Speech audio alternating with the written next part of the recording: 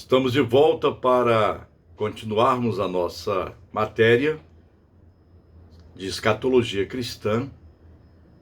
E esta é a aula de número 2, vídeo 2. Continuando, portanto, como prometi para vocês, nesta continuação, a falar sobre após o estabelecimento da monarquia, isto é, quando o povo de Israel se tornou uma nação como as outras, com terra, governo e leis, o povo de Deus no Antigo Testamento reconheceu 3 ministérios especiais: os de profeta, sacerdote e rei.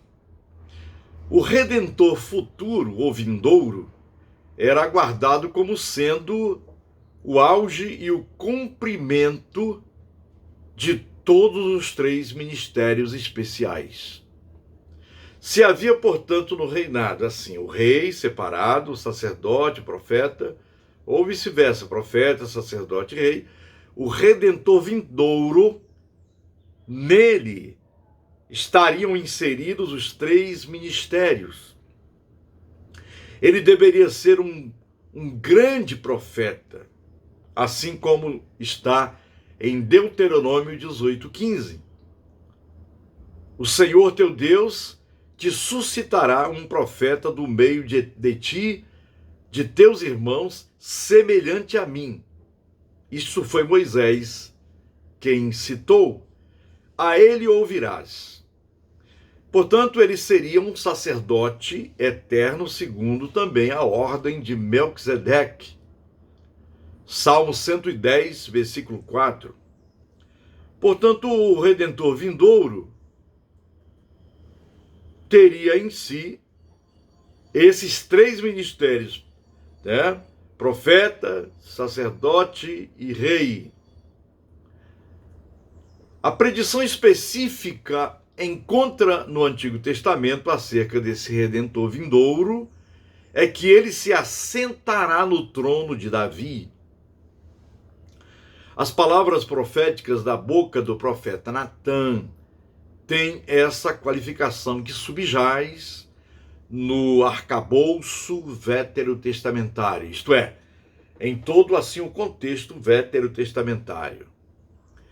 E então, segundo Samuel 7, 12, 13, confira também com Isaías 9, 7, quando teus dias se findarem e descansares com teus pais, então farei levantar depois de ti o teu descendente, que procederá de ti, e estabelecerei o seu reino.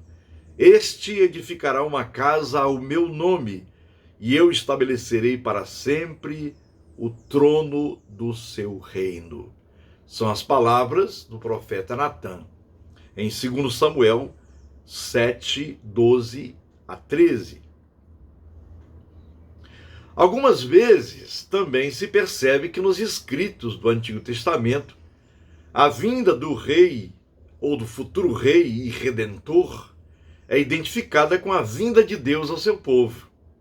Basta fazer uma leitura mais, diria, sistematizada, mais atenta, mais acurada do Antigo Testamento, e você verá que há uma esperança que perpassa todo o Antigo Testamento, e também sobre esta parte importante da escatologia, que é a escatologia do Deus vindouro. Deus está sempre vindo ao encontro do seu povo. Portanto, o autor Jürgen Moltmann trata da escatologia do Deus vindouro, afirmando que parte de um conceito do futuro que não permite que a história, entre aspas, seguindo o seu curso, engula qualquer escatologia, nem que a eternidade sempre presente suspenda qualquer história. O escatom não é nem o futuro do tempo, nem a eternidade atemporal, mas o porvir. Zunkuth é uma palavra alemã e a vinda do Redentor futuro é Ankunft, de Deus. Assim, Moltmann utiliza para este fim um conceito adventício do futuro. Ele origina-se da história de Deus, das experiências e expectativas de Deus, na forma como são relatadas nos escritos bíblicos. Em Isaías 7,14, o Redentor vindouro é denominado de Emanuel, que significa Deus conosco. Em Isaías 9,6, um dos nomes atribuídos ao Redentor prometido é Deus forte. Deus, em sua vinda, desce para estar junto de seu povo no Messias. Sua presença é manifestada e percebida. Assim, Deus está plenamente presente, com propósitos redentores, no Rei messiânico. Esta é a concepção messiânica mais sublime.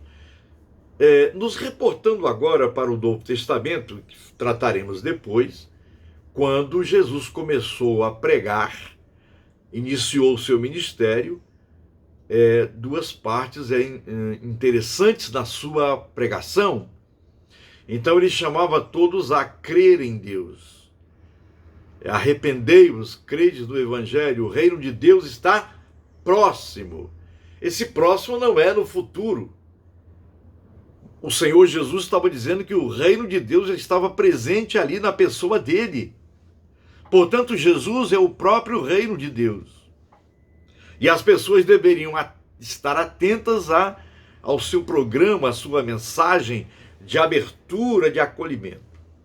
Quando chegar a vez de falarmos do Novo Testamento, será de grande, intensa alegria e de interesse de cada um de nós saber que o reino de Deus está presente em Jesus. O reino de Deus ele foi aproximado.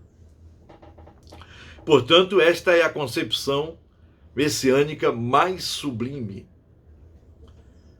Ao mesmo tempo em que o Antigo Testamento trata do Redentor vindouro como profeta, sacerdote e rei, nas mesmas linhas de desenvolvimento revelacional, em Isaías, no livro do profeta Isaías, encontra-se a visão de que o Redentor será o servo sofredor de Deus. Isso para o fariseu, para o judeu do Antigo Testamento, fariseus, saduceus, para eles era inadmissível que o Messias pudesse sofrer. Porque eles haviam esquecido dos textos clássicos lá de Isaías, do servo sofredor de Deus. E assim este conceito de servo do Senhor aparece frequentemente em Isaías, sendo algumas vezes designado como a nação de Israel, e outras vezes descrevem-se o Redentor vindouro.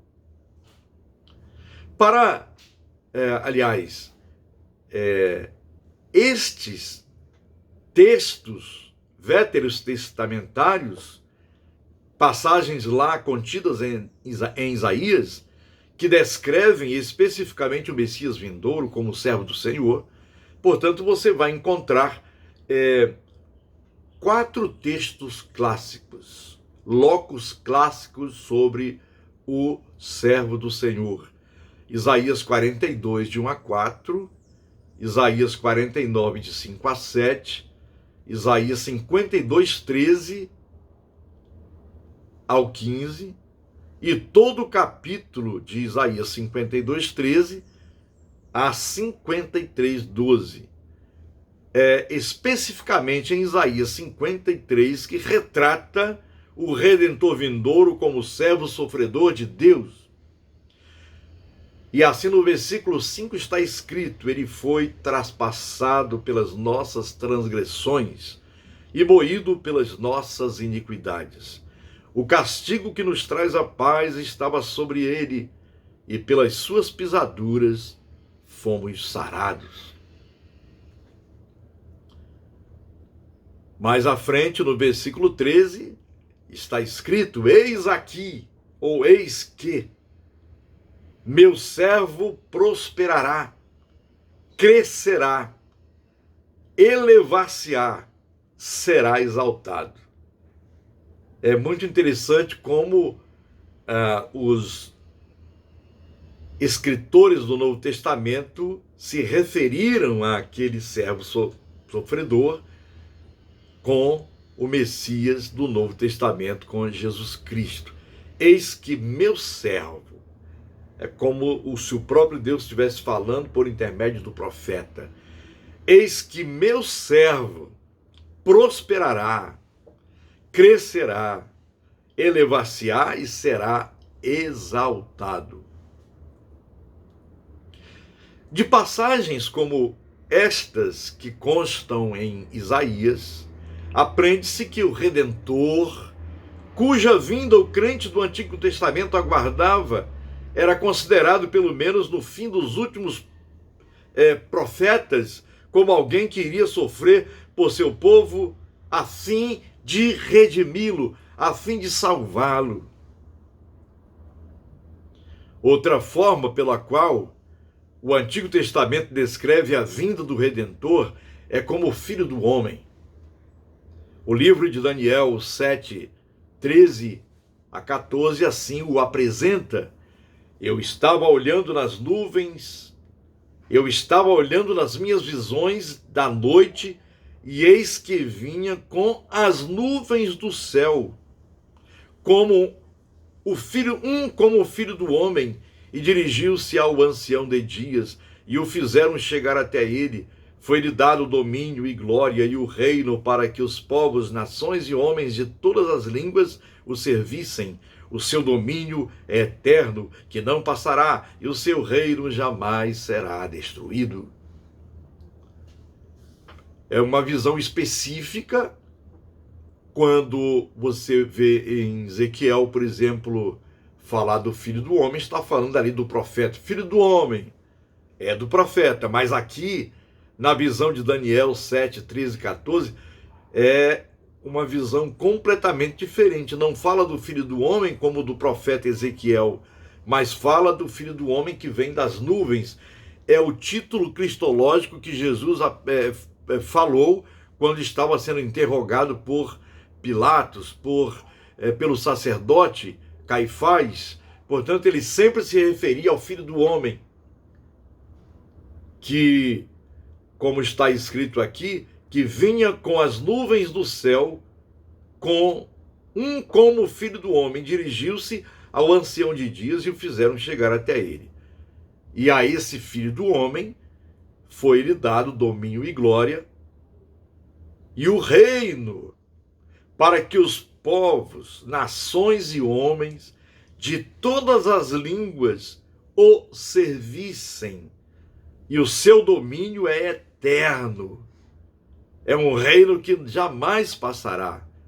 Todos os reinos do mundo passaram, todos os reinos do mundo passarão, mas o reino do Filho do Homem será eterno e jamais será destruído. Enfim, o crente veterotestamentário, prezado aluno e aluna, o crente lá do Antigo Testamento aguardava um Redentor de diversas maneiras e pelo sentido de várias figuras, que deveria vir em algum tempo futuro, ou nos últimos dias, para usar uma figura de linguagem comum do Antigo Testamento, para redimir o seu povo e também para ser uma luz aos gentios. Uma luz aos gentios. Muito bem. Outro conceito da revelação bíblica no qual a perspectiva escatológica do Antigo Testamento está incorporada é o reino de Deus. Portanto, vou finalizar agora este vídeo 2, da aula 2, e no vídeo 3 da aula 2 voltaremos para falar sobre esta revelação bíblica no qual a perspectiva escatológica do Antigo Testamento está incorporada, que é o reino de Deus. Até lá!